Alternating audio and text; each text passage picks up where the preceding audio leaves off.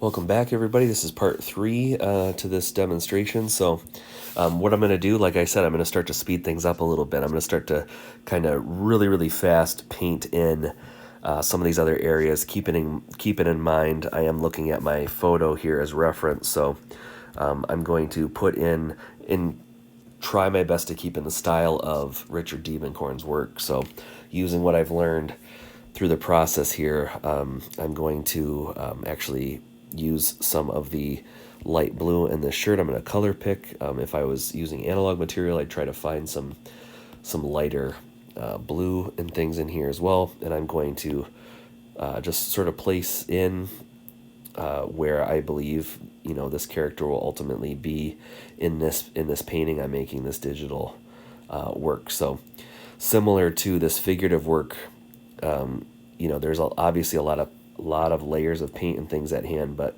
because of the material that I'm using, I'm going to try to control my pressure with my Apple pencil here, so I can get things more saturated or a little more diluted looking, and I'm just going to kind of place in, roughly speaking, where that figure's shirt will kind of be.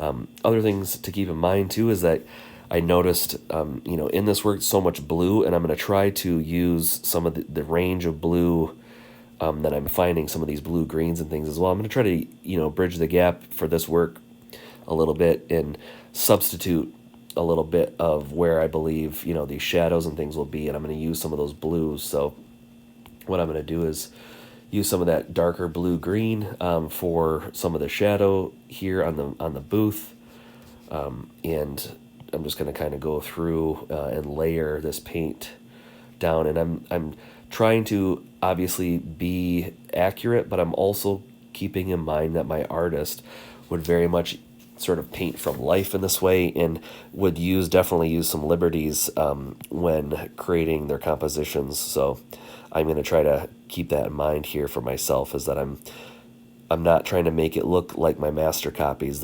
I'm trying my best to emulate the style of my artist and use the image as reference, my master copies and things as well, from the film still, whatever I decided to use. So I'm going to kind of go back here, and I'm thinking to myself right now, folks, is that this blue-green that I'm using is actually like some of the more darker hue that I've used so far. I'm going to come up here and kind of place in where I think that figure would have been, but I'm going to try to keep it more rectangular or more like a square shape, because I know that is something that I would see a lot in those Diebenkorn works, was these sort of large areas of those values and things as well. So we're taking some creative liberties here, for sure. So I'm going to get some of that darker blue-green back there too, and then something I noticed as well is this sort of brick background that is in here, the sort of stone. I noticed too that there is a kind of a natural rectangular form that's starting to happen. So I'm going to place in this background, I'm just going to paint a rectangular kind of shape that is that color that will hopefully reference some of those stones and some of those rocks. So I'm just kind of painting in there, and hopefully some of that paint you can kind of see coming through, because I am going for that style of the layering that I'm noticing within this work. Other things too that I think I might adjust is with the work here. I see the front edge of this table, and I'll highlight this for all of you. I see this front edge of this table here, and you really can't see the edge of the table that Samuel L. Jackson's character is sort of eating food at. So what I'm going to do in my work, I'm going to try to adjust and add a front edge of a table in here, even though it doesn't quite exist in my still. And this is, again, me trying to bridge the gap a little bit. So I'm going to color pick from some of these darker gray blues, these gray sort of more mid-tone blues that I have, and I'm going to kind of add in potentially where I want to place a front edge of this table.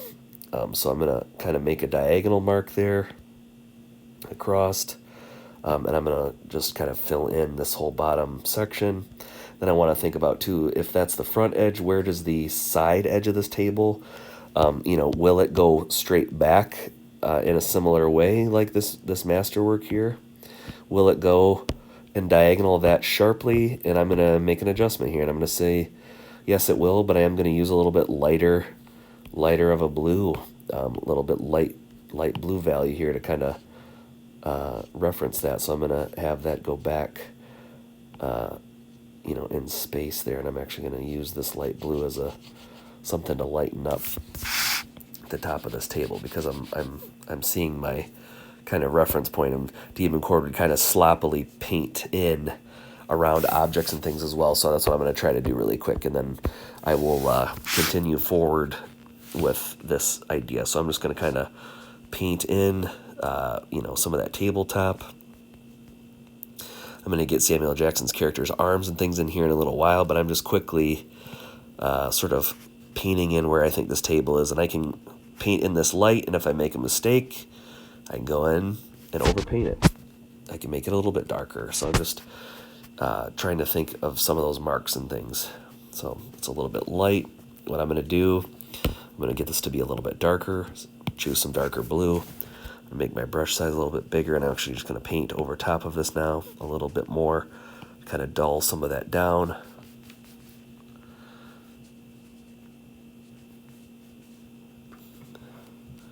Because we still have objects and things to put in here as well.